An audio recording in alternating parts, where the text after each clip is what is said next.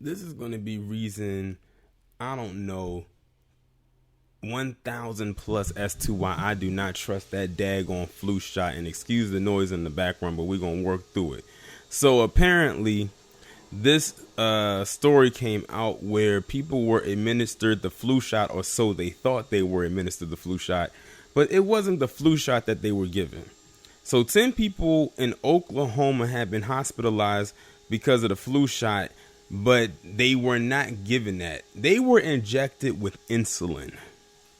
How in the hell do you make a very grave and costly mistake like that? How do you not know what is the flu shot and what is not the flu shot?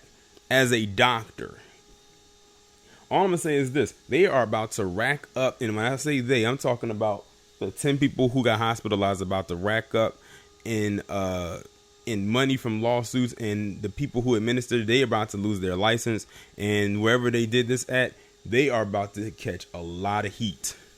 Let me go ahead and read this article coming from CBS News. It says at least 10 people in Oklahoma have been hospitalized Wednesday night after apparently getting insulin injections instead of flu shots. Health professionals were administering what they thought were flu shots at Jacqueline House, a facility for people with disabilities. They were instead injected with what authorities believe to be insulin. Shortly after 4:30 p.m. on the first 911 call came in about an unresponsive person. That person had extremely low blood sugar, who, according to first responders, who then noticed others exhibiting similar symptoms.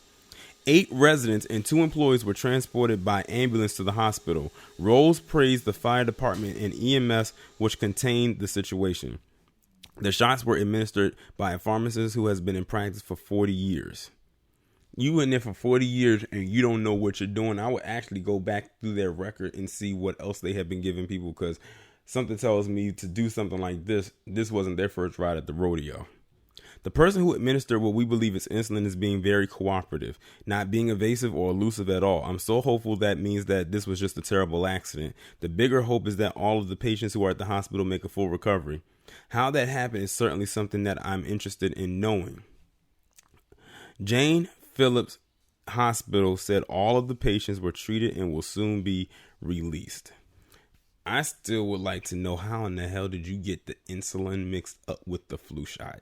Like, how is that possible? Because insulin is supposed to be given to people who are diabetic.